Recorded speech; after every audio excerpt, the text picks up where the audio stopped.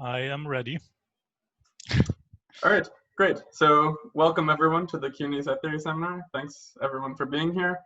Today we're very happy to have Gunter Fuchs from CUNY, who will be telling us about canonical fragments of the strong reflection principle. All right. All right, thank you. So let's see, I'm gonna do it like this. Can you see my shared screen? Yeah. Okie dokie. All right, let's see. Good, so yeah, so I'm gonna talk about canonical fragments of SRP today. And so this is kind of part of a bigger project, which is kind of looking at consequences of the subcomplete forcing axiom and yeah, but in general, how this forcing axiom relates to more traditional and more well-known ones. So let me just motivate this a little bit. So Martin's axiom can be generalized for arbitrary classes of forcings. So if gamma is a class of forcings, then FA gamma, so the forcing axiom for gamma, the way I do it, I'm fixing on omega-1 sized collections of dense subsets of a forcing in gamma. And then the forcing axiom says that there's a filter that meets each of these dense sets. And so this has been studied in the case that gamma is the class of all CCC forcings, and in which case this axiom is called Martin's axiom at omega-1. PFA is the version for all proper forcings, and MM is the version for the class of all stationary set-preserving forcings. And so I've been interested in the what happens if you take gamma to be the class of all subcomplete forcings, and the reason is that there's a funny phenomenon that on the one hand it turns out to have very similar consequences to Martin's maximum, and but at the same time it's also very different. So it's kind of an interesting thing to look at. So since subcomplete forcing is not all that well known, let me just kind of go through the most important properties of it. So first off, it can be iterated with revised countable support. Kind of like with semi-proper forcing, and it doesn't add new reals. That's kind of the distinctive feature. It also, of course, then preserves omega-1, like the other classes I mentioned. It is stationary set preserving. It preserves Susslin trees. It preserves diamond if it holds. It contains all the countably closed forcings.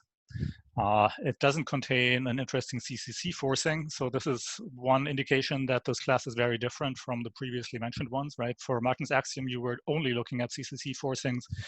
And of course, every CCC forcing is proper and stationary set preserving. So all the CCC forcings were contained in the previously mentioned classes, but there is nothing in the class of subcomplete forcings that is CCC. Okay, and on the positive side, what examples of subcomplete forcings do we have? So there's Namba forcing, assuming CH. This was shown by Jensen. Prickry forcing. This was also shown by Jensen, and Kede generalized this to generalized prickry forcing. And I showed that Magador forcing is subcomplete if you collapse to cofinality omega-1. So note that all of these examples have to do with changing cofinalities, right? So this is kind of one of the main motivations why Jensen introduced this class, that he wanted to be able to mess around with cofinalities without adding reals. Further, every omega-2 distributive forcing, again, assuming CH, this was something I showed. Okay, and now the forcing axioms, CCC, the version of, Martin's axiom, the original one doesn't have any strength, consistency strength beyond ZFC, but the others do. And so there's this construction due to Baumgartner that starts from a supercompact cardinal and allows you to iterate proper forcing, using some kind of a Laver diamond or whatever lottery sum construction to force the proper forcing axiom. And the formerly supercompact cardinal will be collapsed to omega-2, and it will be the continuum. This can be modified to work with semi-proper forcing axiom, but then you use revised countable support. Other than that, it's pretty much the same. And then it turns out that actually SPFA implies Martin's maximum, so you can get the forcing axiom for the class of all stationary set preserving forcings, also from a supercompact. And since subcomplete forcing can be iterated using revised countable support and has a local definition, the same proof can be made to work for subcomplete forcing axiom as well. Okay. And so during this iteration to force the subcomplete forcing axiom, diamond will be forced because, you know, there are all these collapses going on in between the interesting stages of the forcing, and that forces diamond. And since subcomplete forcing preserves diamond, that will survive to the end. So you have a model this way of SCFA plus diamond. Of course, this is very different from Martin's maximum. So since I'm pretending you guys don't know anything about this, so I'm just saying everything. Okay.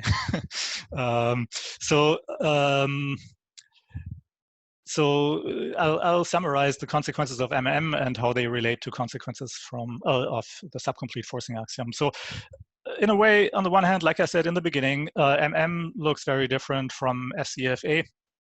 But interestingly, a lot of consequences of MM carry over to the subcomplete forcing axiom.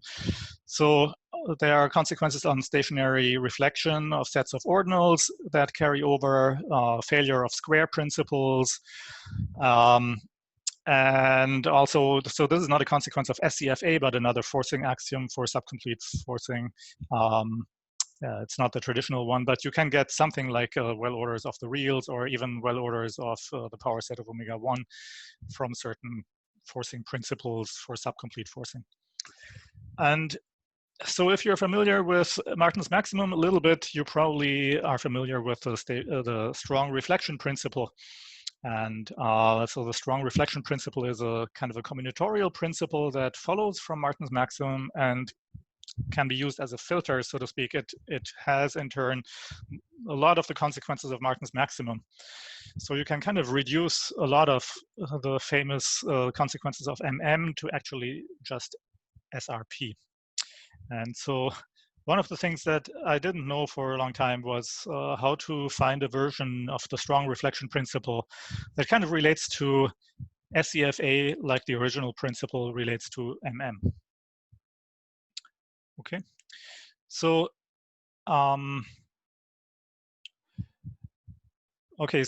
so many of the main consequences of forcing axioms have to do with the reflection of stationary sets of ordinals. And what I mean by this is, like, if kappa is kappa is an uncountable regular cardinal and you have a stationary subset of it, then an ordinal rho less than kappa that has uncountable cofinality is a reflection point of the stationary set. If when you intersect that set with rho, you get a stationary subset of rho. Okay, so this reflection can sometimes occur as a result of large cardinal properties. So for example, if kappa is weakly compact, then every stationary subset reflects, just because it's pi1,1 indescribable. So it's kind of like an abstract, so to speak, an axiom that every stationary subset of this kappa reflects. And if you force this to happen, I mean, you can start with a weakly compact, but there's a kind of a concrete way to make sure that this reflection will happen, and that is that a slightly stronger property holds, namely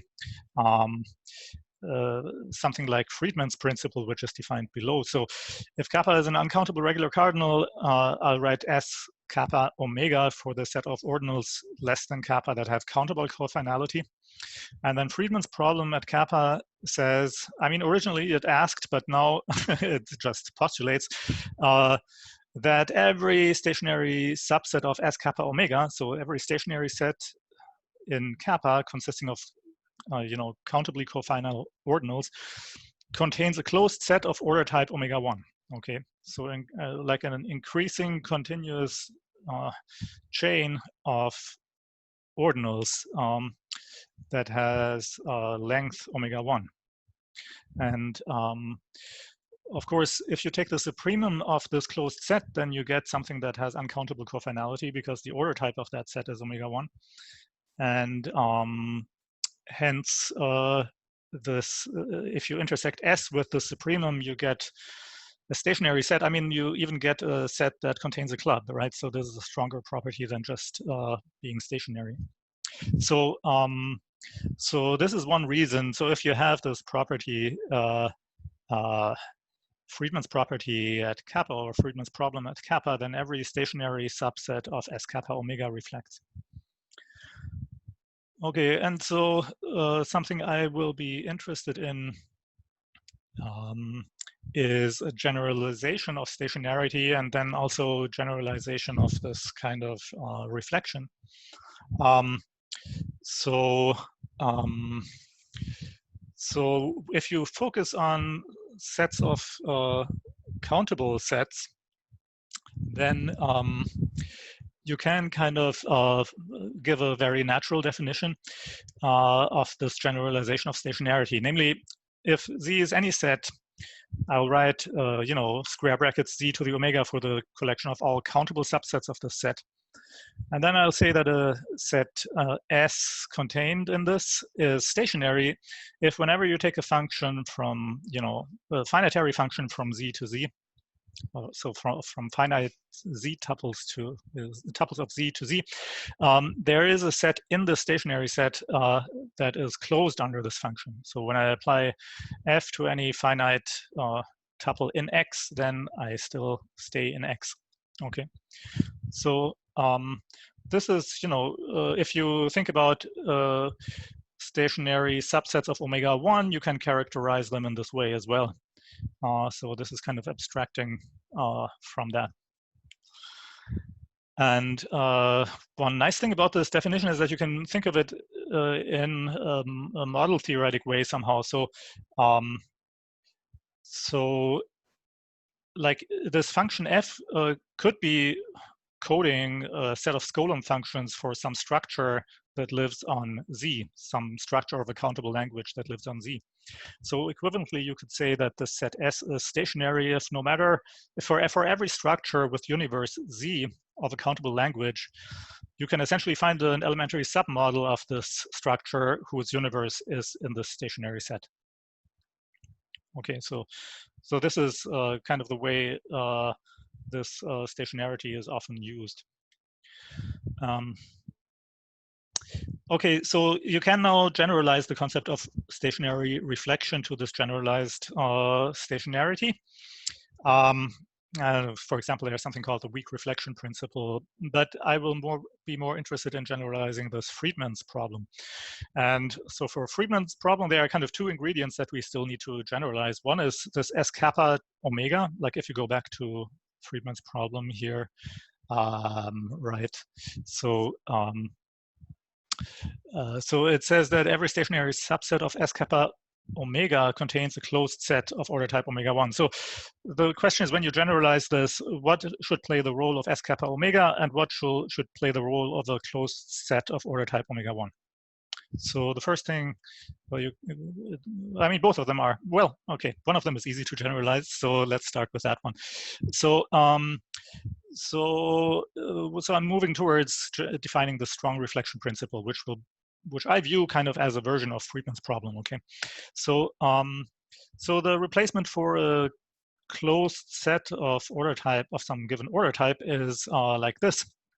So I'm looking at a regular uncountable cardinal kappa, and I'm looking at a stationary subset of H kappa to the omega. So H kappa is, you know, the collection of all the sets whose transitive closure has cardinality less than kappa. And this is kind of a nice chunk of the universe that's not too large and kind of behaves in a way like V kappa, but it's smaller, right? The cardinality of H kappa is 2 to the less than kappa, while V kappa is really large. So it's often more convenient to work with these H kappas rather than V kappas. Okay, so just think of it as a nice transitive initial segment of the universe. Okay, so if I have a stationary subset S of this, then I'm going to say that a continuous epsilon chain through S of length lambda is just a sequence of members of S of length lambda, increasing with respect to epsilon and continuous, right? So at limits, the xj is just the union of the previous xi's. That's it. And so this is basically going to play the role of a closed set. Okay. The second thing is what should be the stationary subsets of S kappa omega. So these are the ones where you kind of, in a way where it's kind of easy to force long continuous chains into them. So let me just give you the definition that generalizes this. So kappa is an uncountable regular cardinal, as before, but so it's stationary. But we also, but we want it to be more than that, namely projective stationary. And the definition is that whenever you give me a stationary subset of omega 1, so in the traditional sense stationary, then if I look at all the elements of S whose intersection with omega 1 is a countable ordinal in T in the stationary set, this part of S is already stationary. Okay, so if I only consider those elements of S whose intersection with omega 1 is in this given stationary set, I want this still to be stationary. Of course, that implies. Do you think of this as kind of generalizing fat stationarity? Is this sort of the idea? Well, in a way, somehow I think you could think of it like that. I mean, I'll make it precise, and it will be totally crystal clear why this is the correct notion. So let me just maybe say something about that after telling you that, okay? Oh, okay, sorry. Okay, so the characterization of SRP, it was originally formulated differently by Todorchevich, but the way Feng and Yech have defined it is like this. So the strong reflection principle at kappa, SRP of kappa, states that, oops, forget about this, whenever kappa greater than or equal to omega 2 is a regular cardinal. We have this fixed kappa, right? So whenever this S is a projective stationary subset of H kappa to the omega, then there's a continuous epsilon chain of length omega 1 through S. Okay, so in a way, the projective stationary sets play the role of the subsets of S kappa omega in Friedman's problem. Okay, and then in general, the strong reflection principle says that this holds for every regular kappa greater than or equal to omega 2. All right, so now this projective stationarity is kind of mysterious at first sight, right? And so it will turn out to be a very natural concept, though. So just bear with me for another slide, okay? So so let me just list some consequences of MM that are also consequences of SRP. By the way, okay, yeah, I'll say this later, but MM implies SRP, so everything that follows from SRP is also a consequence of MM. So these are consequences of SRP. So the non-stationary ideal omega 1 is omega 2 saturated, continuum is omega 2, Friedman's problem holds at every regular kappa greater than omega 1, tau to the omega 1 is equal to tau for every regular tau greater than omega 1. Square kappa fails for every uncountable kappa. The singular cardinal hypothesis holds. All of this follows from SRP. And more, okay, but these are the things I want to focus on. Okay, so, but note, I told you that SCFA is consistent with diamond. So that means if you look at these consequences that are highlighted here, they don't follow from SCFA, because diamond implies that there is an omega 2 size collection of pairwise almost disjoint stationary subsets of omega 1. So the non-stationary ideal is not omega 2 saturated. And diamond also implies that continuum hypothesis holds. Okay, so these two highlighted consequences of SRP don't even follow from SCFA. So if I find a kind of analog of SRP for SCFA, it must be weaker than SRP because it cannot have these consequences. Okay, so the question is, is there some version of SRP works for SCFA. So what I wanted to, the properties I want of this version of SRP is that it's somehow natural, that it follows from the subcomplete forcing axiom, and that the major consequences of SCFA follow from it. So it kind of interpolates consequences of SCFA, kind of like SRP did for NN. All these short cuts. I'm sorry. Okay, so actually, there's a very general and simple and natural way to assign to any force in class gamma a principal gamma SRP, which I call, the gamma fragment of SRP. So that if you take gamma to be the stationary set preserving class, then its fragment of SRP is just SRP. Okay. And the forcing axiom for gamma implies the gamma fragment of SRP. And the gamma SRP, so the gamma fragment of SRP implies the major consequences of the forcing axiom for gamma. Of course, there's no way to actually prove this last point because it's kind of like ill-defined, a poorly stated problem, right? Because what are the major consequences? But in any way, so for the case of gamma being the subcomplete forcings, I'll just consider the major consequences to be the ones that I listed before. Okay. Okay. So now coming back to this, so I'm coming back to which we're trying to understand what it is about projective stationarity that, that makes it natural. So there's a natural forcing notion that shoots a continuous epsilon chain through a stationary set. Namely, it consists of approximations to such a length omega-1 chain. So the approximations have countable successor length. So I only consider sequences that have a last element, and they are ordered by end extension. Okay, and now Feng and Yeh have showed that whenever you have a stationary subset of H kappa to the omega, kappa uncountable regular, then, if you look at all the conditions that have length greater than or equal to alpha, for a countable alpha is dense in this. Sorry, why is there? Did somebody underline this? I don't know.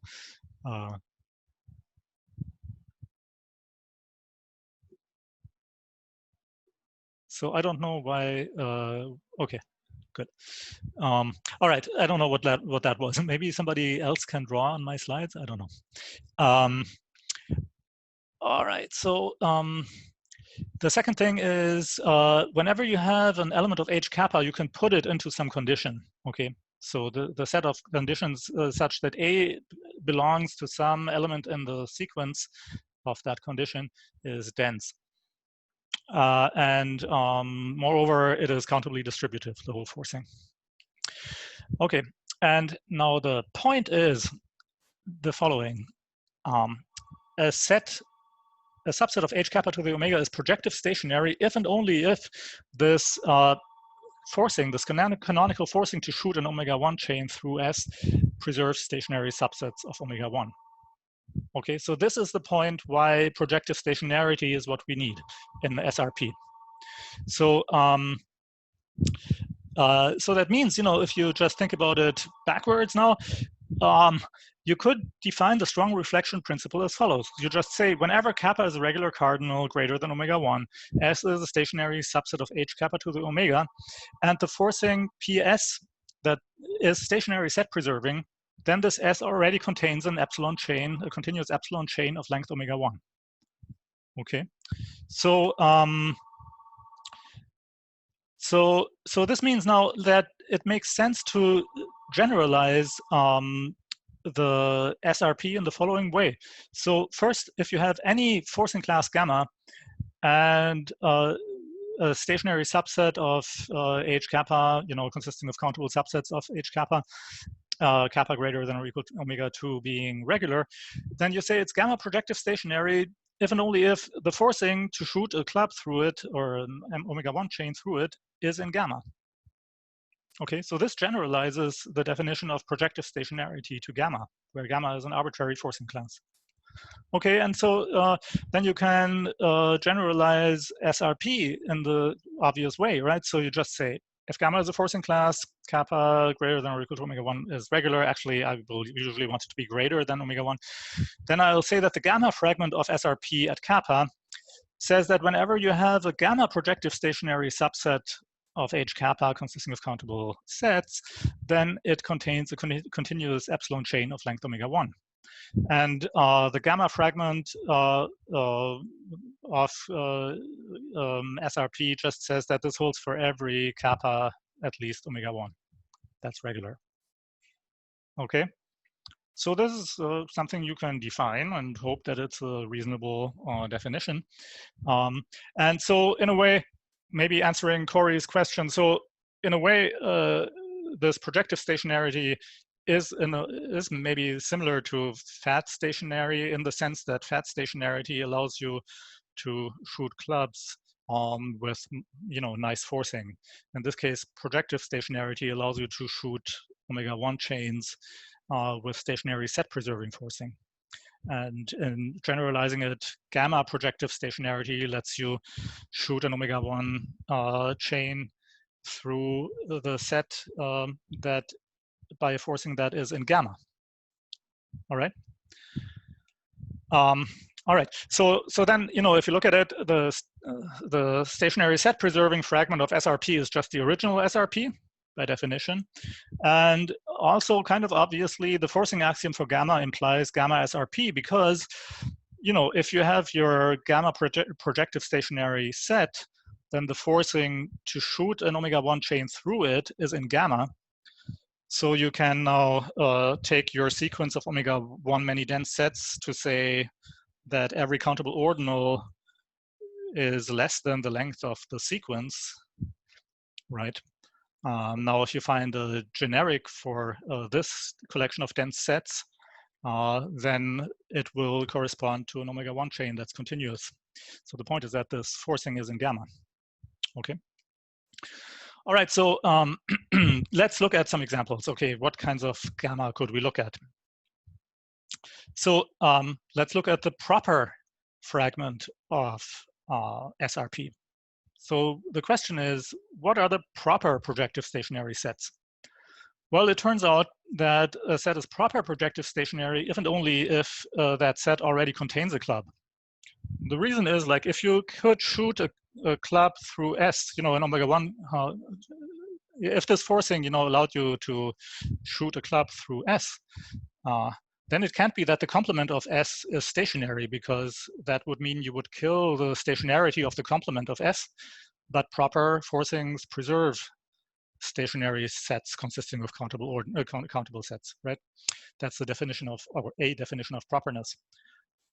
So that's a contradiction. So that shows that the complement of S cannot be stationary, and that means that S contains a club. Okay, and so that means, of course, if S already contains a club, then it also contains a continuous epsilon chain, and so that means the proper fragment of SRP is provable in ZFC. Okay, so that means it's not all that interesting. I'm not sure, I can't see, are there any questions that I should respond to? Or maybe if you just, if you have a question, please just speak up, because I'm not looking at the chats. Okay, so it's kind of interesting because, this is something people have observed, that SRP kind of is designed to capture the consequences of MM that don't really follow from PFA. Right, this is a very clear indication of that, because nothing is proper projective stationary. So the proper forcings that are stationary set preserving don't help you when it comes to SRP. Okay, so let's look at the other extreme. So so if you have if you look at the semi-proper projective stationary sets, then it's not hard to see that a set is semi-proper projective stationary if and only if it's actually projective stationary. So that means, in other words, if PS is stationary set preserving, then it's actually already semi-proper. Okay, and so that means the semi-proper fragment of SRP is the full SRP, so that's also not interesting. I mean, it's interesting, but it's nothing new. Okay, so so that means the proper fragment of SRP is too little to be of interest, and the semi-proper fragment is too much to be of interest.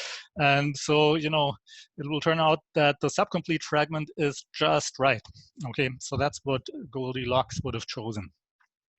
So let's look at that fragment. Okay, so the first thing. Sorry, Gunter, just before you go on, does SRP imply that all stationary set-preserving forcings are semi-proper? Yes, it does. Yes. Okay, cool. Thanks. Yeah. Okay, so so there is a kind of a technical thing that I have to get out of the way first. So if you have a model of the form L tau A, okay, so you can kind of think of this as just a transitive initial segment of the universe that has a well order of its universe. It's nice because this A lets you code all kinds of other things that you want to be able to talk about, and you get the well ordering for free because of the way that L tau is built up. Okay, so if I have a model like this of Z of C minus, then I'll call it full if it can be put inside a transitive model N prime, also of Z of C minus, such that if I look at the ordinal height of N, that thing is a regular cardinal in N prime, and N itself, or the universe of N, is H theta of N prime. Okay.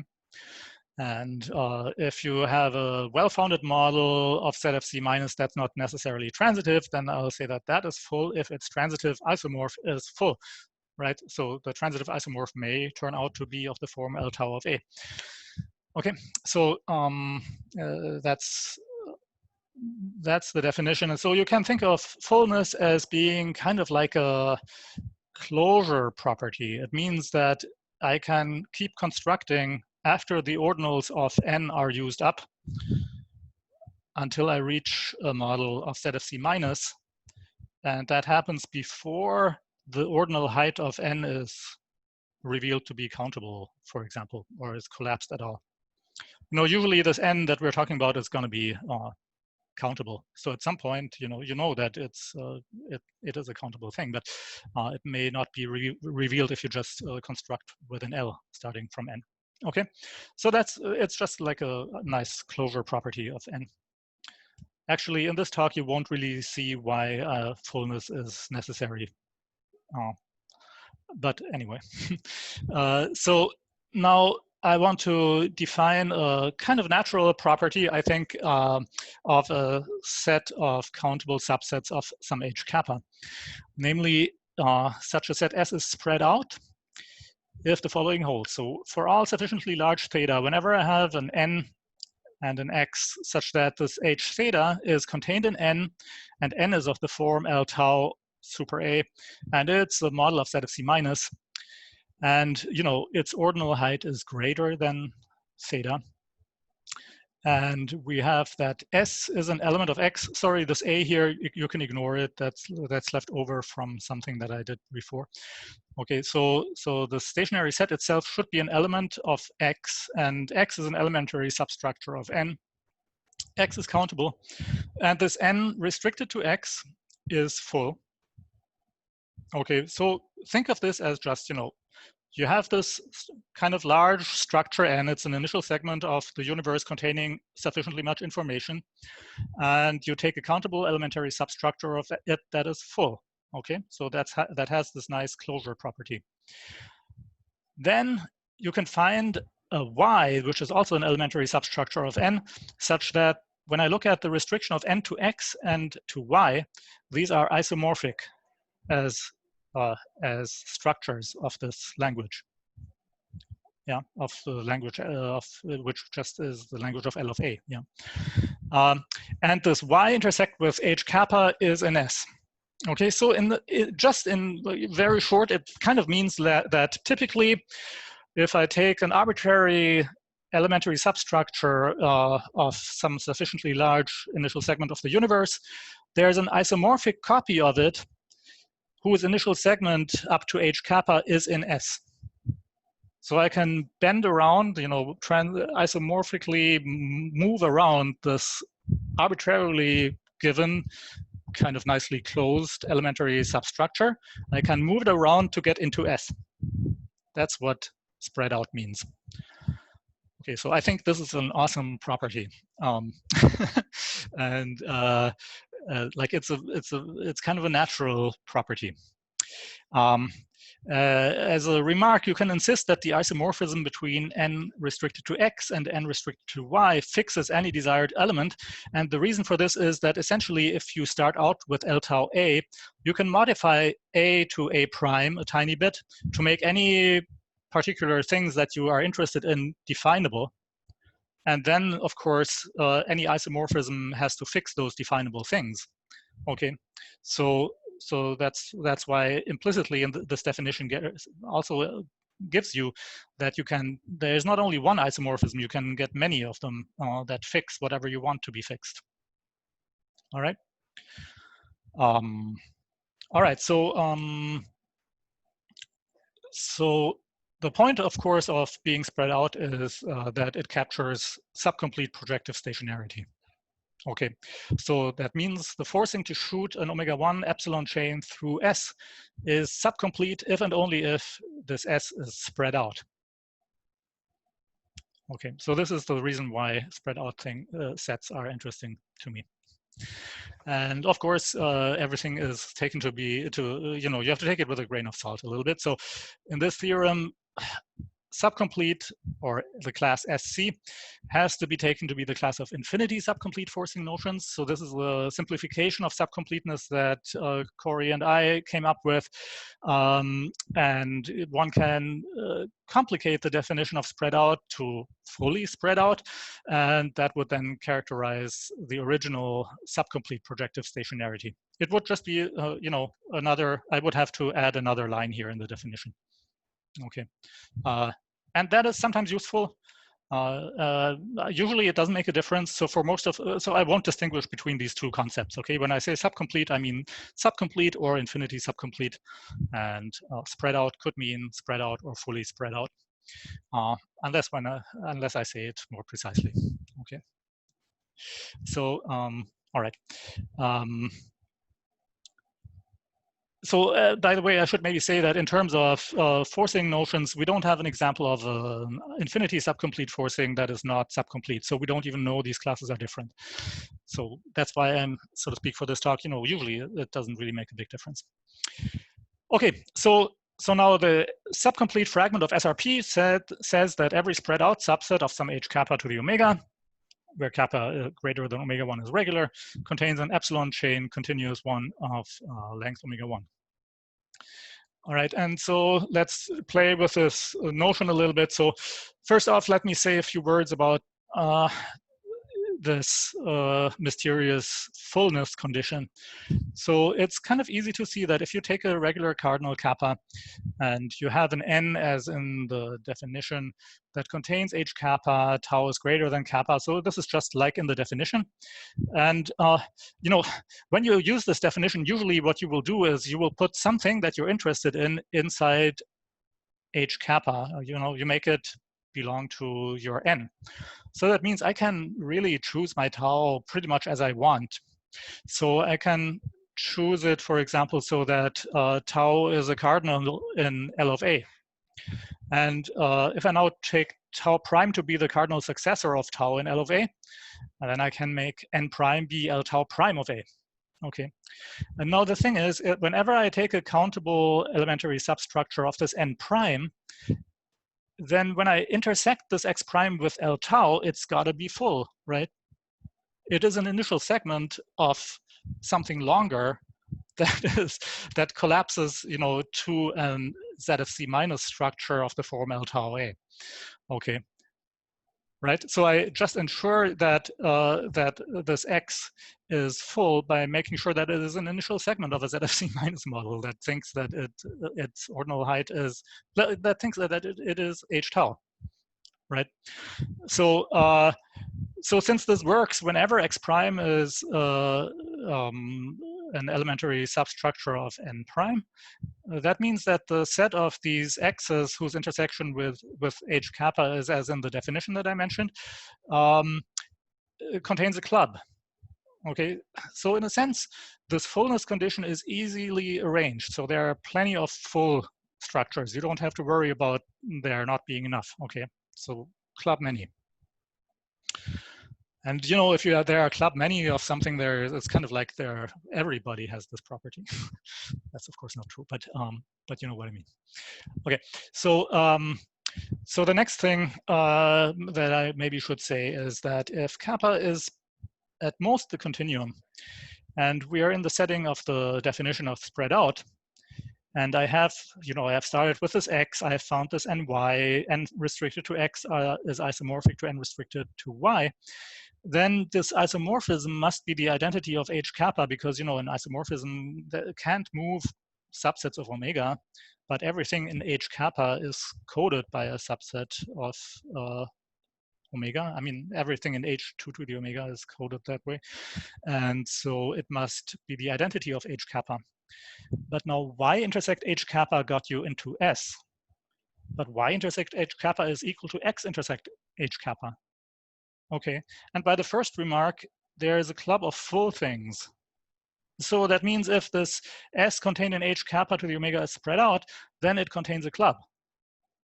All right, so that means, you know, you get the SRP of kappa for free up to the continuum, just like with the proper fragment of SRP.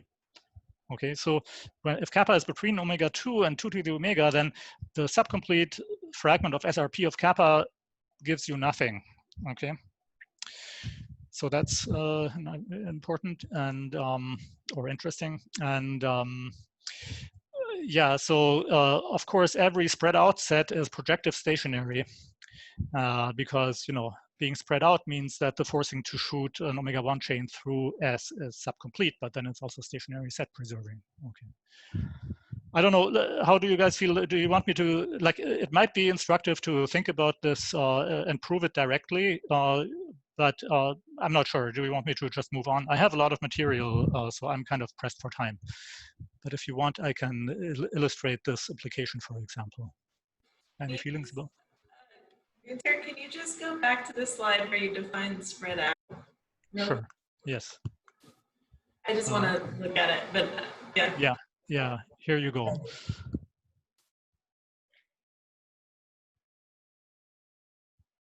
Okay, so you're kind of in the standard setup, right? N is, so you know, Kata, maybe it's confusing. I'm not talking about the transitive collapses of the things, but just working directly with them. Okay, so traditionally subcompleteness is formulated in terms of the collapsed structures, but you could imagine it, you could circumvent it and go down to the collapsed structures here as well.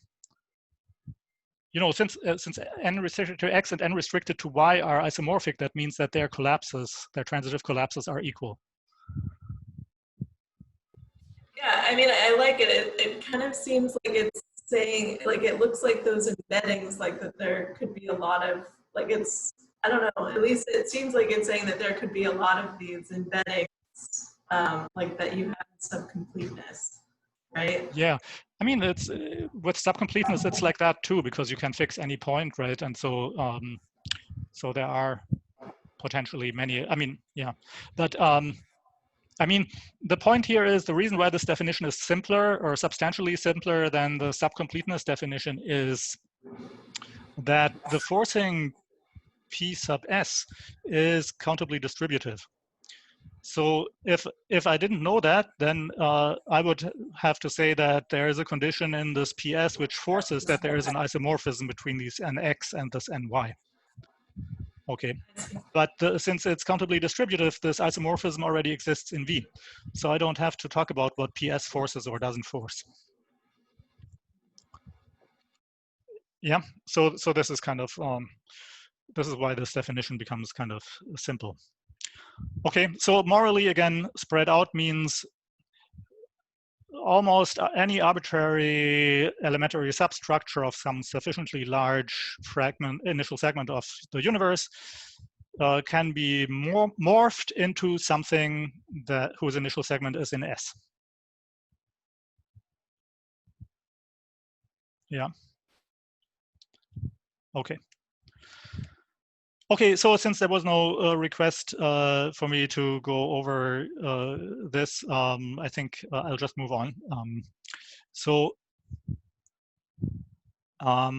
Wait, sorry, I have one question about this actually, just to go back. You don't have to go back to the slide, but if a set S is spread out and you do some subcomplete forcing, can you kill the spread outness of it?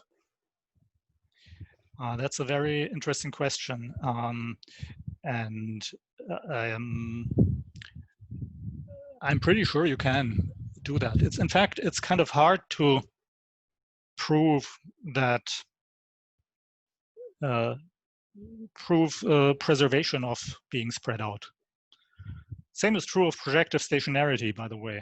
I mean, there are criteria for when certain forcings preserve projective stationarity, but it's not by any means true that every stationary set preserving forcing preserves projective stationarity.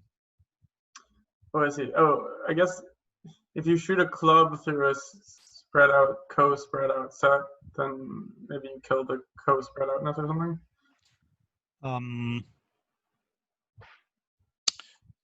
Let's see. It could very well be. Yeah, I mean, I think it's not hard to come up with examples for spread out sets that can be destroyed. Yeah, you're right. Yeah, I think that's true, because yeah, if after this forcing, the other set is not stationary anymore, and then the forcing to shoot an omega-1 chain through it cannot be stationary, cannot be spread out anymore. In fact, it can't be. Yeah, I think that's true. Well, okay. Yeah. Is it the case that you can have, that you do have spread out, co-spread out sets? I mean, yes. Yes, that's also true of projective stationary sets. Yes. So is this consistent? Provably true. Let's see. It's provably true. Yeah, like if you, for example, so for projective stationary, let's see. So yes, it is. So for example, we will see this later. But if you, for example, assume CH holds, okay, and you take A and B disjoint stationary subsets of S omega 2 omega, okay, then the collection of countable subsets of H omega 2, whose supremum, when you intersect with omega 2, the supremum is in A. That set is spread out, and the one where you demand that the supremum is in B is also spread out. Of course, these are disjoint because A and B are disjoint. Yeah, and sorry? I see. So the forcing, say to shoot this piece of S forcing for, say, the first one, would be subcomplete but not proper. That's right. But it would also be countably distributive. Yes. Okay, thanks. Sorry, one more question. If you take H kappa to the omega and you partition it into two projective stationary sets, must it be the case that one of them is spread out? I don't think so. Interesting.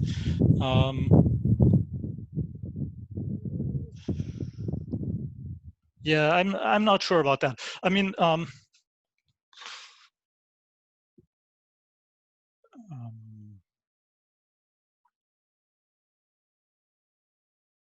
yeah, I have to say I'm not sure. Didn't think about that. Mm-hmm. Okay. All right. So remember, one of the things I said was that up to the continuum, the subcomplete fragment of SRP doesn't give you anything new, right? So it's kind of funny because somehow, in order for the subcomplete fragment of SRP to capture a lot of the consequences of SRP, so in particular the consequences of SRP omega 2, it seems that we should work with SC, the subcomplete fragment of SRP plus CH, right? So that actually the subcomplete fragment at omega 2 gives us something new, right? So that means we have to be kind of, in order to be similar to SRP, we have to be different from it because we should assume CH.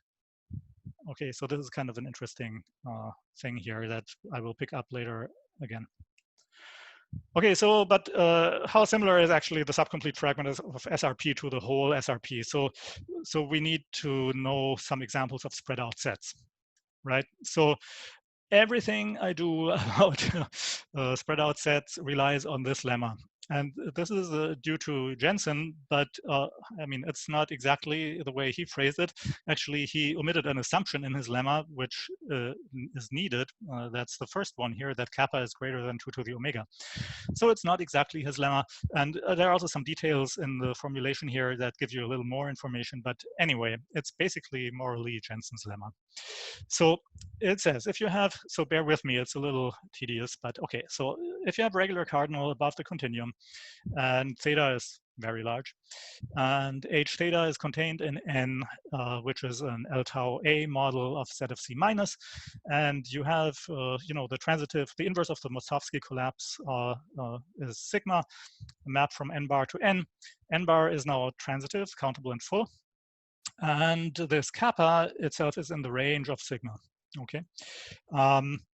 Now, to make things more complicated, I can also take some eta less than kappa that's also in the range, and that is well below kappa, so that eta to the omega is less than kappa. Okay, then I can go back, pull back via sigma, so let kappa bar, eta bar be the pre-images of these two ordinals under sigma. And I may also fix some regular cardinals n bar in n bar, lambda bar 1 up to n, each greater than kappa bar. And I can also fix some element of n bar, let's call it a bar. Okay, so in this situation, I hope you can kind of picture it. So what we want to do is mess around with this embedding, find a different embedding from n bar to n. That messes around with the supremum of the image of kappa bar. Okay, so the flexibility that you have is like this. You have an omega club of ordinals kappa 0 less than kappa for which you can find a different embedding sigma prime from n bar to n, which behaves the same way as sigma, the original sigma, on everything I mentioned. So a bar, kappa bar, eta bar, lambda bar, all of these guys get mapped to the same thing. And for each of these lambda bar i's, the supremum of the pointwise image is equal. Okay, so this means basically if you pass from n bar to its, let's say, okay, let's think of the image of n bar under sigma as x, and the image of n bar under sigma prime as y. You know, now you have an isomorphism between x and y because you can go back via sigma and then forwards via sigma prime. Okay, and so what this 2 says is that the intersection, the supremum of the intersection of x with lambda I is equal to the supremum of y intersect lambda I, where lambda I is just sigma of lambda bar I, which is the same as sigma prime of lambda bar I. Okay, so I preserve the suprema of x intersect these finitely many regular cardinals. when I pass from x to y. Furthermore, whatever is below eta is the same. So x intersect eta is equal to y intersect eta. In other words, sigma restricted to eta bar is equal to sigma prime restricted to eta bar. Okay, so way below kappa, I even preserve everything. But what I do change is the supremum of x intersect kappa. That becomes kappa 0. Okay, so I have that flexibility to move around this originally given x, preserving what the suprema with any finite number of regular cardinals are, but modifying the supremum of the intersection with this kappa to be kappa 0. Okay, so there are lots of embeddings like that. Okay, so this is, the proof of this is kind of like a long argument, and it's easy to make mistakes there. So I don't want to say much about it. It would take up like not a whole talk, but a good portion of the whole talk. So, but it's great. Like this lemma is all I need. Okay, so all right. Okay, so as before, S kappa omega is the ordinals less than kappa that have countable cofinality.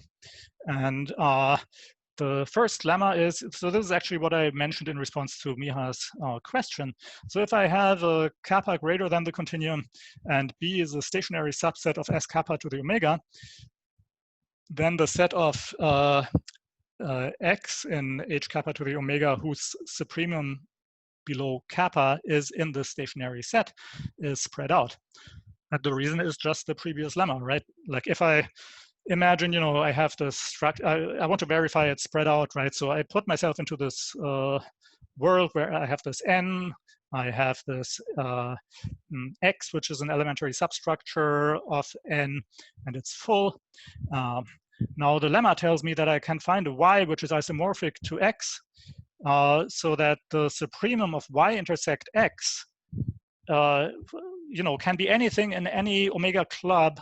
You know, can be anything in an omega club of kappa. So in particular, I can move it around to get into B because B is stationary. Okay, so that's why this thing is spread out. And like I said, now if you look at it, it's clear. If I take B and C to be pairwise disjoint stationary subsets, then if I replace B, you know, if I have A and B, if I write A here, I get a disjoint set S. Okay, so there are pairwise disjoint spread out sets. Okay,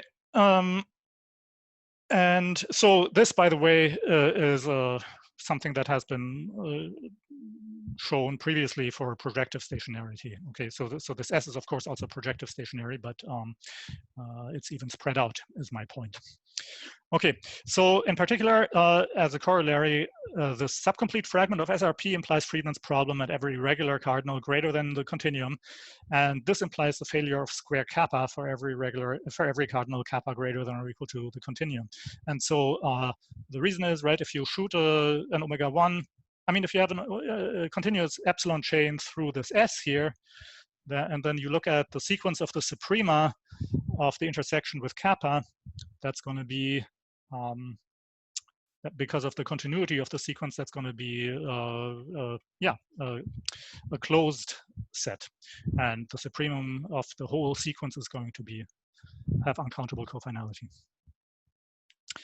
All right, and then you can do the same tricks that people familiar with MM will know. So you can take a partition of omega 1 into stationary sets, and that will guide you as to in which of a sequence of stationary subsets of S kappa omega you want to be. So I less than omega 1 is some sequence of stationary subsets of S kappa omega.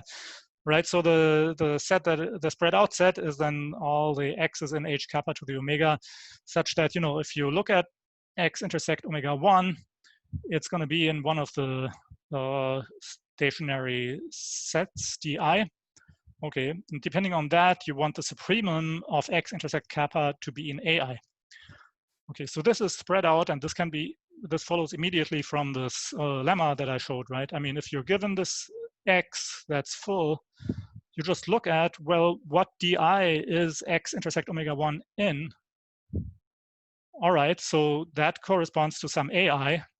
now I can modify X in any way I want in order to get the supremum into AI. I mean, I have a closed, like an omega club of possibilities there. So some of them will get me into AI. But this isomorphism won't change the intersection with omega 1, right? These are countable ordinals. So the isomorphism between n restricted to X and n restricted to Y will fix these countable ordinals. So I will still, my Y will still have the property that Y intersect omega 1 is in DI. And now the supremum of Y intersect kappa is going to be in AI. So I can move this arbitrarily given X into a Y that is in S. Okie dokie. So it's kind of funny because this set, of course, is also projective stationary. But in order to show that it's projective stationary, if you look into the literature, people assume that this partition is particularly nice, like that it's a maximal partition of omega 1 or 2 stationary sets, meaning that whenever you choose a stationary subset of omega 1, it has stationary intersection with one of the DIs. Okay, so if kappa is greater than 2 to the omega, then this lemma shows that you don't have to assume this about the sequence D, because this S is spread out no matter what, and that means it's also projective stationary.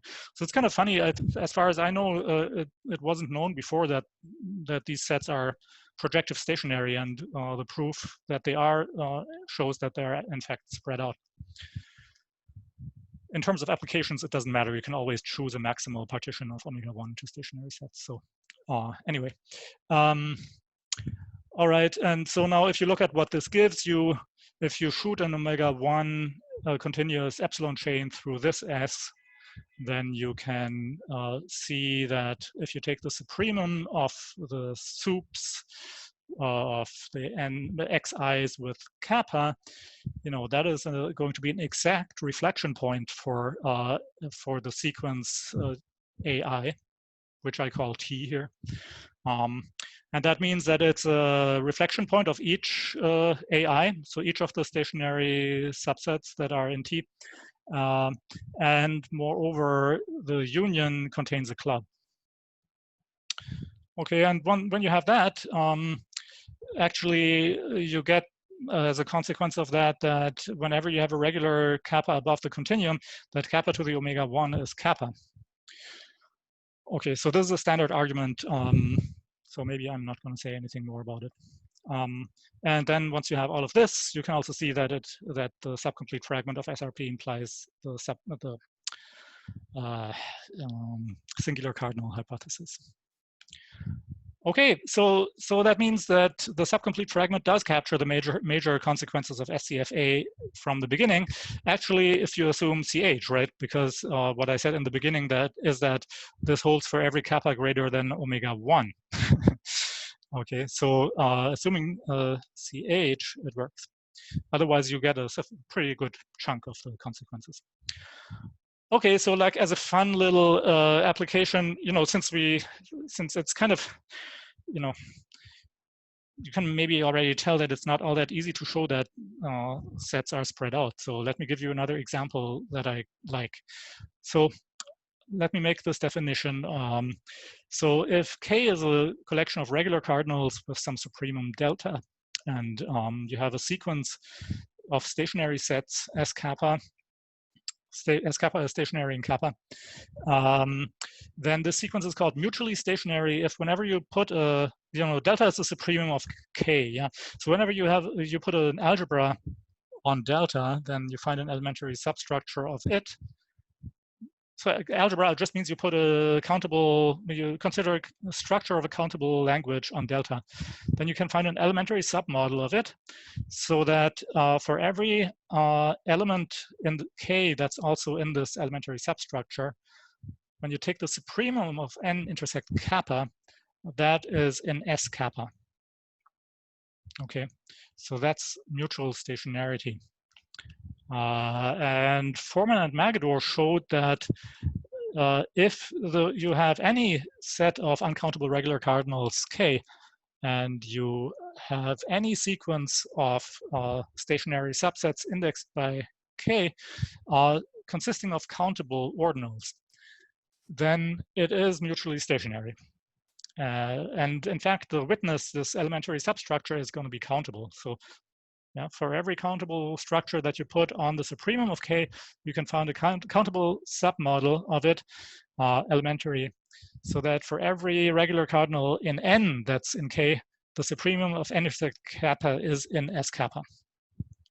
All right, so so this, by the way, I think nobody said it like this, but it can be formulated equivalently by saying that if I take a sequence of regulars whose minimum is greater than omega 1 and everything else is as above, then the set that the set of countable elementary substructures of H delta, such that for every element of this K that is in M, the supremum of M intersect kappa is in S kappa, is projective stationary. Right, because in addition, I can ensure that that M intersect omega 1 is in any stationary subset of omega 1 that I want. Right, because the stationary subsets of omega 1 consist of countable ordinals. So I could put this stationary subset of omega 1 in the first place of the sequence, and the fact up here gives us a model like what the model we want. Okay, so so that means, you know, SRP tells you that you can shoot an omega 1 chain through this S, and this will give you something. But what you give is a little tedious to formulate. So let me first look at the corresponding thing. So actually, it can be viewed as an improvement of or a strengthening of the fact by Foreman and Magidor, which is kind of an amazing fact, I think. So so that's the theorem. Like, so if you have a set of regular cardinals K, the minimum has to be greater than 2 to the omega now, and I want it to be, you know, spaced out in a way so that whenever kappa less than lambda are both in K, then kappa to the omega is less than lambda. And then let S be a sequence as before. For every K, kappa in K, S kappa is a subset of S kappa omega, stationary in kappa. And let rho be some regular cardinal, at least the supremum of K. And then I look at this sequence just like in the corollary that I just mentioned. That thing is then spread out. Okay, and so the way you show this, I actually, for those for people who came to my who come to the set theory seminar in New York before coronavirus, I gave a talk about this where I showed this theorem. Actually, I didn't define what spread out means, but it essentially was a proof of that. Okay, so this follows from iterated application of this main lemma. You just one by one make sure that all the suprema, the relevant suprema, get into the right stationary set. And as you take care of the next one, you preserve the previous ones, because you can preserve the suprema above. There will only be finitely many above, and you can preserve the ones below. And there are only finitely many below, because you do this in order type omega. And so the lemma, the way I formulated, is exactly what you need to prove this.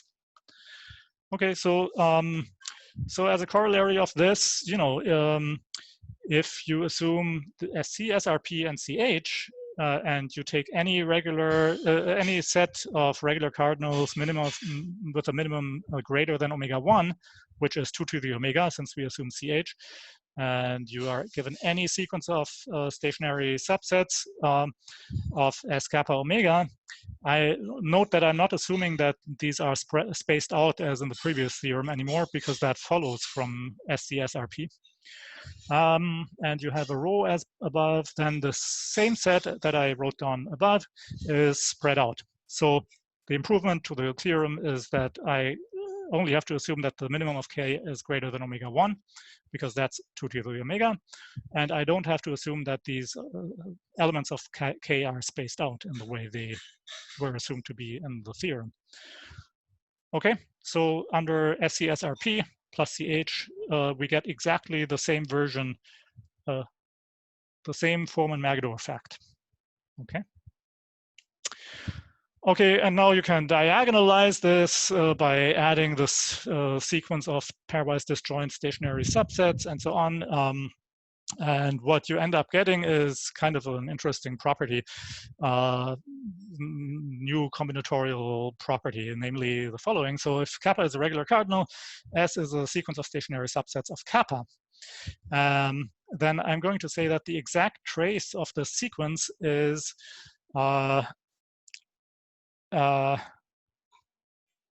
I see. Yeah, so the exact trace of the sequence is just a set of simultaneous reflection points of S that are exact. Okay, exact meaning that every, a reflection point, a simultaneous reflection point of the sequence is exact if every element of the sequence reflects at that point, rho, let's say, and the union of the intersections with rho contains a club. Okay, so this makes it an exact reflection point because that means a stationary set that is disjoint from the union of these S's does not reflect at this exact reflection point because the union blah, blah, blah contains a club, right? So that's why it's an exact reflection point. Okay, and so what you get is from SC-SRP, if you have a set of regular cardinals, minimum greater than 2 to the omega, and you have the sequence S kappa I, so for every regular kappa, you have omega 1 many stationary sets. Everything consists of countable ordinals. Now, if I fix like a fiber or whatever you want to call it there, like if I just fix the kappa and just look at all the stationary sets of at that level, that's what I call S kappa. Now I can consider the sequence of exact reflection points of these sequences. Yeah, so for every kappa and k, I can look at the exact trace of these omega 1 many stationary subsets of kappa. That sequence is mutually stationary. Okay, and the reason is you can just shoot an epsilon chain through this S that I said before, and if you look at it, that's what you get. Okay, so so this is kind of a funny mutual stationarity simultaneous reflection property. Okay, so now I don't know. So is it okay if I talk maybe until 3:30? Yes. Yeah, okay, good. So I just want to say something about limitations. Okay, so, there are examples of statements that follow from MM, but not from SRP, and it would be expected that the same is true of the subcomplete fragments, right? And so there are a bunch of diagonal reflection principles that are witnesses to such, there are examples of such statements, yeah. So, let me define this. Okay, so this is kind of a little tedious, but let me break it down a little bit. So lambda is a regular cardinal, S contained in lambda is stationary. And kappa is some cardinal. So then there's the simplest principle that I'm considering is the simultaneous reflection principle. That's reflection kappa S. It just says that whenever you have kappa many stationary subsets of S, then they have a common reflection point. Okay, that was introduced by Magador and Foreman and Cummings, and I don't really know who looked at it first, but this is a classical thing. Okay, so now the diagonal reflection principle is something I introduced, and I'm mostly interested in the case where kappa is omega 1, or actually, since it's less than kappa, it would be omega 2, but you can define it for any cardinal kappa. So the diagonal stationary reflection principle S less than kappa of S says that whenever you have the sequence of doubly indexed stationary subsets of lambda, so lambda is this regular cardinal, and the first index ranges up to lambda, and the second one is less than J alpha for every alpha, and J alpha is less than kappa. Okay, so that means for every alpha less than lambda, I have less than kappa many stationary sets. These are the S alpha I's. Yeah, okay, and all of them are subsets of this S. That's the meaning of this S. Okay, then you can find an ordinal gamma of uncountable cofinality and a club F subset of gamma such that every element of this club, so for every element of this club and for every I less than j of that alpha, the S alpha I reflects at gamma. So this is kind of a funny way to think of the case where kappa is omega 2. Yeah, so I have omega 1 many stationary sets at each alpha. Okay. Now, usually forcing axioms only imply stationary reflection or simultaneous stationary reflection of up to omega 1 many stationary sets. So this here is something that still stands a chance to possibly follow from a forcing axiom, because I could find this ordinal gamma to have cofinality omega 1, and then I can find a club here that has order type omega 1. And now for each alpha in this club, I have omega 1 many as alpha i's. So altogether, I only need omega 1 many stationary sets to reflect in order to witness this diagonal stationary reflection principle. And in fact, I showed that this follows from SCFA, and yeah, as long as kappa is greater than 2 to the omega. Okay, and so this is a little complicated, but anyway, you can vary it, you know, if you really like complicated combinatorial stuff. So, you know, of course, if I don't write DSR less than kappa, then I mean less than kappa plus, so to speak. Yeah. So the principle I'm really interested in is the DSR of omega 1s. Okay, and if, you know, you can play with this now and require that this F here that was club and DSR is only unbounded, and then I'm calling it UDSR. And if I require it to be stationary, then it's called SDSR. So these variations were introduced by myself and Chris Lambie-Hansen, and we proved all kinds of separation results about these anyway. Paul Larsen had previously introduced a principle called OSR omega 2 for ordinal stationary reflection. And that one is equivalent to DSR of omega 1 S omega 2 omega, which is also equivalent to U DSR of omega 1 omega 2 omega, or S omega 2 omega. Okay, so you look at all, so yeah, so the stationary sets you're interested in are all going to consist of countable ordinals. Okay, so so the point of this is that Larsen showed that MM implies this ordinal stationary reflection principle, but SRP does not. Okay. So of course that means the subcomplete fragment also doesn't imply it. Actually it's kind of funny. You can improve the negative side of this theorem. You know, Larsen showed that SRP does not imply OSR omega 2. Well, actually, you can show that if SRP holds and it continues to hold after omega 2 directed closed forcing, then you can use an omega 2 strategically closed forcing of size omega 2, in whose extensions you have SC-SRP, and there is a non-reflecting stationary subset of S omega 2 omega. So that means you don't even get reflecting the reflection principle for one stationary subset of S omega 2 omega. So that's of course a much stronger negative result than the one mentioned up here.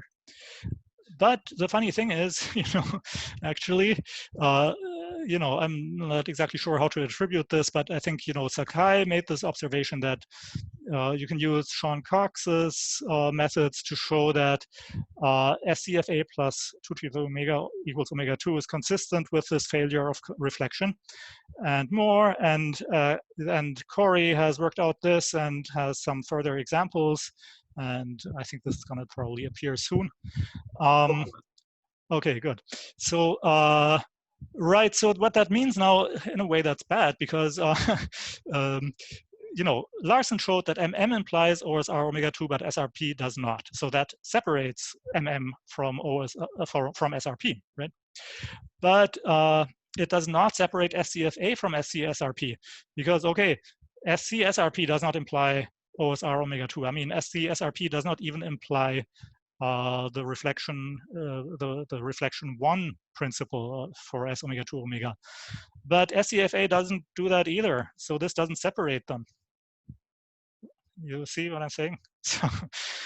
So it's not, we have not separated by quoting these results the SC-SRP from SCFA. But there is a way to do it, and this relies on something that I've done with Chris. So if kappa is a regular cardinal above omega 2, and you have SRP and, so to speak, the indestructible form of it, so that it is preserved by kappa-directed closed forcing. So this is implied by MM, for example. So this is fairly easy to obtain. Then you can force with the kappa strategically closed forcing to get an extension where SRP still holds, but the UDSR of 1 S kappa omega fails. So even the unbounded version of the diagonal stationary reflection principle for 1, where you have for each kappa just 1 stationary set, that fails. Okay, and on the other hand, I have shown that if SCFA holds and kappa is greater than 2 to the omega and regular, then the full DSR omega 1 S kappa omega holds. So that's much more than the UDSR here. Okay, so that was part of the reason why I was interested in these DSR principles. Okay, so now that putting these together, you have separated SC-SRP from SCFA, right? Because if kappa greater than 2 to the omega is regular and SRP holds and it continues to hold after sufficiently nice forcing, then you can get a model where SRP holds. So also SC-SRP holds, but SCFA fails because this UDSR fails. Right, and SCFA implies an even stronger form of this. So morally on paper, we have SC-SRP does not imply SCFA. Okay, so in a way that is a separation result, but I think it's suboptimal, which maybe is fitting because we're talking about subcompleteness, right? But still, my interpretation of this is kind of that I'm not really satisfied with this because I have not succeeded in separating SCFA plus CH from SC-SRP plus CH. And remember, SC-SRP plus CH is the right axiom because otherwise SC-SRP of omega 2 is trivial. And to make it interesting, you want it to be non-trivial. So SC-SRP plus CH is the right thing and SCFA plus CH is the right axiom. And right, so this is this strange situation. So like I said, I'm not happy with these results, and so let me just briefly mention in the last 2 minutes or 3 2 other suboptimal results that deal with SC-SRP plus CH. Okay, so the first suboptimal result is the following. Essentially, what I do is I look back at what are the sets that I have shown to be spread out so far. Okay, formalize it, define it, check that everything I've done is an instance of this, and put them all together and call the resulting collection of sets S plus of rho. Okay, so these are the things, the subsets of H rho to the omega that I have shown to be spread out. And let's write SRP of S plus for this fragment of SRP. Okay. Then SC-SRP plus CH implies that SRP of S plus holds. Okay. And if this SRP S plus CH holds, then everything, all the consequences that I've shown so far to follow from the subcomplete fragment of SRP follow from that. And moreover, every set in there is spread out. And the point of this is that I can separate these things now, right? So if I have this fragment of SRP in V and it survives omega 2 directed closed forcing, so this, for example, is true if SCFA plus CH holds, and CH is true, yeah. Then I can find an omega 2 strategically closed forcing that produces extensions where this SRP S plus still holds, but even the UDSR of 1 S omega 2 omega fails. So the very, very weak diagonal reflection principle at level omega 2 fails. Of course, the full SCFA implies that the diagonal stationary reflection principle with omega 1 here, and not only unbounded, but club holds. Okay, so this shows in particular that in this extension, SCFA must fail. And the point is that this is now a separation result in the presence of CH, but I'm still not really happy with this because, you know, S plus is kind of a, you know, random collection of spread out sets. These are just the ones that I happen to be able to prove are spread out. So it's not really satisfying, I think. And so the other suboptimal result is the following. So if gamma is the class of all subcomplete, uncountable cofinality preserving forcing notions. So these are all the the subcomplete forcings that don't change the cofinality of something that has uncountable cofinality to be countable. Okay, so explicitly excluding number forcing and prickry forcing and so on, Magador forcing. So in a way, I'm looking only at the uninteresting forcings, right? So if Z of C is consistent, but by the way, they are not all uninteresting because the forcing PS to shoot these epsilon chains is countably distributive and subcomplete, and in particular doesn't change any uncountable cofinalities to be countable. So this class contains all the relevant forcings when it comes to SRP. Okay. So in other words, I guess you could say that the gamma fragment of SRP is the same as the subcomplete fragment.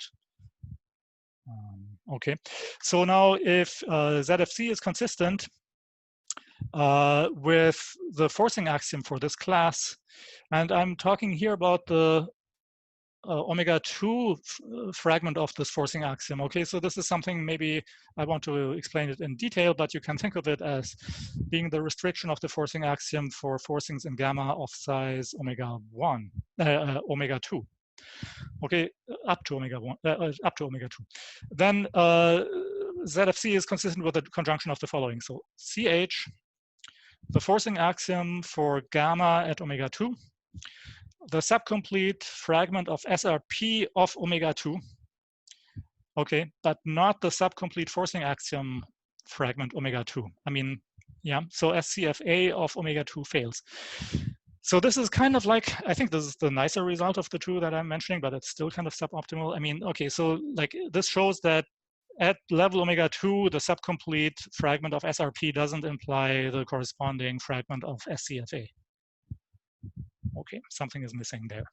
So this theorem is really tedious to prove, and that's another reason why I'm not super happy with it, because I don't know how to generalize it. But it feels like suboptimal still, because, you know, I would like it to be working for the full, not just the fragments at omega 2, but for the full version. Yeah. And by the way, in this theorem, I really mean subcomplete, not on infinity subcomplete. So, so as in different from what I did before here, I want the more complicated version of subcompleteness, and correspondingly fully spread out and not just spread out.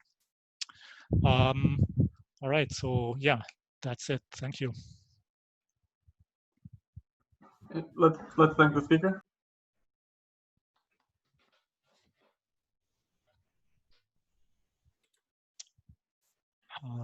Okay. Are there any questions? I guess one question that just occurred to me. So you were saying that it mattered that you have infinity subcompleteness. Why is that? Yes. So maybe I don't know. Can you still? Am I still sharing my screen? Yeah. Right. Okay. So maybe it's worth sketching the proof here, okay, in this theorem. So what I do is I show that this class, so I'm going to consider this class gamma of subcomplete uncountable cofinality preserving forcing notions. And the first step in the proof is to show that this is iterable. Okay. And so if I want to show that when I iterate forcings like that, I don't change the cofinality of something that was some kappa, let's say, that originally had uncountable cofinality, so that I don't change this to be countable ever. What I do is essentially I show that, you know, in the standard situation, I can incrementally lift an embedding from some n bar to n without changing what the supremum of the cofinal image of this kappa bar is. Okay, so originally, of course, you had a countable thing, so the supremum of the intersection with omega with kappa is going to be less than kappa. And what I do is I ensure that as I you know, repeatedly lift throughout this iteration, this supremum never changes. Okay, and now since this can be done because I have the more complicated version of subcompleteness that guarantees me that I can leave the supremum unchanged when I'm above the density of the forcings in question, right? And once I'm below it, I will have already collapsed to omega-1 and can't change anything there anyway. And so, sorry? Nothing. Okay. Yeah, Okay. Okay. And so anyway, so this is how the proof goes. So this then shows that the cofinality of this kappa cannot be changed, because if it could, then I could put a name for a function that collapses it to omega into my original n bar, and then, you know, the range of it would have to be contained in the lifted thing, but the supremum of that range is bounded in kappa, because it is the same as the original supremum. Okay, so this is why at least my argument needs the stronger version of subcompleteness to show that this class gamma is iterable. And it's funny because, by the way, since these forcings don't change uncountable cofinalities to be countable, it turns out that this is actually iterable with countable support, because the revised countable support iteration is the same as the countable support iteration. All right, so that's the first thing in this argument, and then, you know, yeah, maybe it's not necessary to to talk about the rest of the proof, because, you know, the rest of the proof doesn't use this that I'm working with the stronger version of subcompleteness. It's only in the iterability theorem that I use it. But I guess it could still be possible that, you know, you can do it with infinity subcompleteness. Yeah, it might be. It might be. As far as I know, yeah. I tried it, but yeah, but I didn't try it too hard, I have to say. Because, like I said, you know, I'm not super interested in this. I mean, in a way, I guess it is maybe interesting, but I feel like the infinity version of subcompleteness is not necessarily superior, because you lose information when you work with it, and we don't have any examples for infinity subcomplete forcing that is not subcomplete. But it might potentially, you know, turn out, you know, to be. So I'm not saying that it's not worth thinking about. It's just I haven't really thought about it much. I have a question about the rest of the proof. Okay. I mean, mainly I'm interested in number 4. So how do you witness that SCFA fails? Okay. Yeah, that's exactly the tricky bit here. Okay, so yeah, so maybe it's worth saying a few words about it then. So the thing is, the strength of this forcing axiom at omega-2 is not that large. Okay, so it's actually a +1 reflecting cardinal is what I call this, and that is consistent with V equals L. So the way I work in this proof is I start with a model where FA gamma omega-2 holds. It follows then that omega-2 is +1 reflecting in L. Okay, so let's forget about this. Let's just start in L, where kappa is +1 reflecting. And now I can produce a forcing extension of this, where the forcing axiom for gamma holds for omega-2. Okay, so I'm in a forcing extension of L now, L of G. And note that since this this iteration that I do is in gamma, I didn't collapse any uncountable, any cardinals of uncountable cofinality to get countable cofinality during the iteration. Okay, so this L of G doesn't see any, so every cardinal in L of uncountable cofinality still has uncountable cofinality in L of G. All right, that's the key point, that the subcomplete version of SRP at omega 2 contradicts that. Okay, so the point is that I can, so the SCFA at omega 2 contradicts that. So first off, since I have the forcing axiom for gamma at omega 2, this implies the subcomplete fragment of SRP at omega 2, because the forcings that I need in order to add these omega 1 chains, they are all in gamma, right? They are even countably distributive. So the forcing axiom for gamma is sufficient to prove 3. Okay, and so now the point why you don't have the full subcomplete forcing axiom at omega 2 is that for the subcomplete forcing axiom, you are allowed to consider things like number forcing. Okay, so essentially the idea is that I can consider the statement, kappa has countable cofinality as witness, because I can add, no, kappa is now not the original kappa. Let's say lambda has countable cofinality because I can do some number forcing. And but now the problem is, if you, I'm not sure how to give the details here because it's a little tedious. So the tricky bit is how to ensure that the lambda in question will have uncountable cofinality in L. But if you recall, there is this argument of Todorcevich originally that shows that the bounded proper forcing axiom is equiconsistent with a reflecting cardinal, where he uses this trick of basically, threading the square sequence of L. And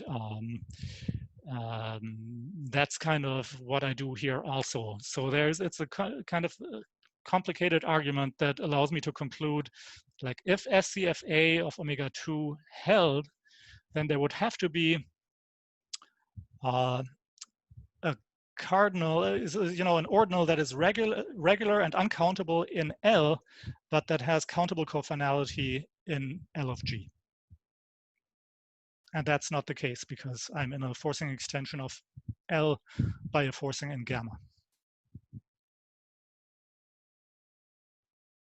Okay, so you can already see that this kind of argument, you can totally forget about trying to generalize this, like, for example, at level omega 3, because at level omega 3, the forcing axiom is already way too strong.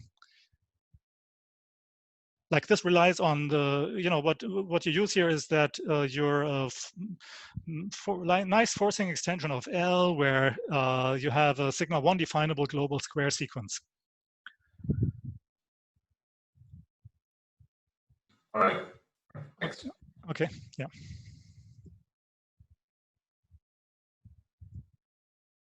Sorry, so then is gamma iterable with countable support?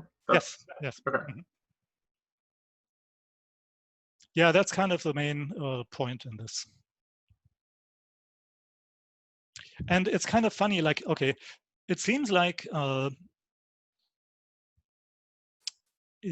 similar argument should be possible to use in order to separate the full SCFA from the subcomplete fragment of SRP by the same trick. You do this iteration of forcings in gamma. In the forcing extension, you have the SRP, the subcomplete fragment for SRP. And I mean, how could you hope to have the full SCFA? I mean, the full SCFA allows you to collapse countable, uncountable or regular cardinals to have countable cofinality, but in your forcing, you never did anything like that, right? It seems like it should be possible to improve this, but it's just when you look at the details, it's not so easy.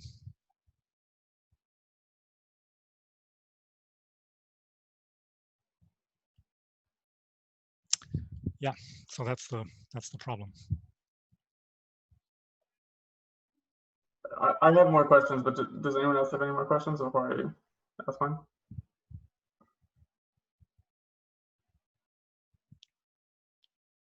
Okay. Just to sort of go back more generally to this SC-SRP, I could be wrong, but I'm fairly certain that SRP, the normal SRP, implies Chang conjecture. Is it possible? I mean, because Chang conjecture is defined in terms of these models as well. Do you know, is there some kind of like subcomplete Chang conjecture that one could formulate, sort of saying maybe not every model has an elementary extension with a certain property, but every full model does, or something like this? I don't know. It's not very well formed, but I mean, can you make these kind of similar weakenings with these other related reflection principles that are made in terms of models? Yeah, I mean, I think you can. I mean, look at, if you look at what I did with this project from very far away, I mean, I essentially looked at, what kinds of forcings do you need to prove SRP from MM, right? And then you ask, well, so it's a statement of the form, for every S something holds, right? So I look at, well, what forcings do I need to do that? Then I can modify the statement to say, well, for every S for which the relevant forcing is subcomplete, it holds, right? And that's basically the subcomplete fragment of it.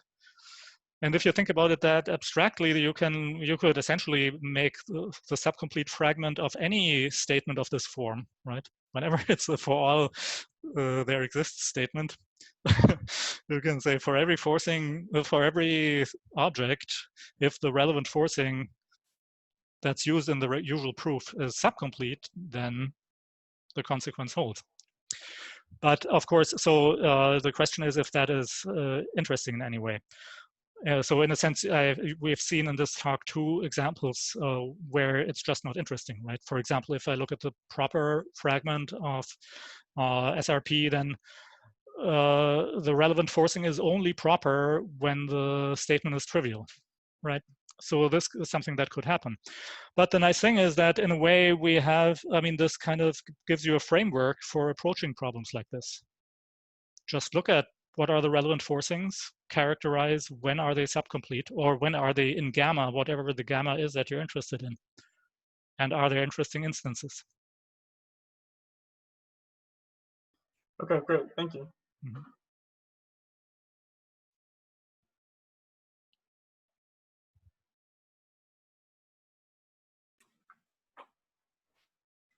Are there any further questions?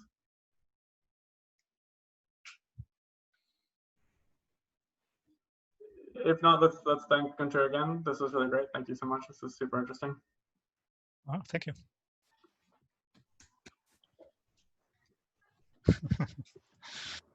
Okay, let's see.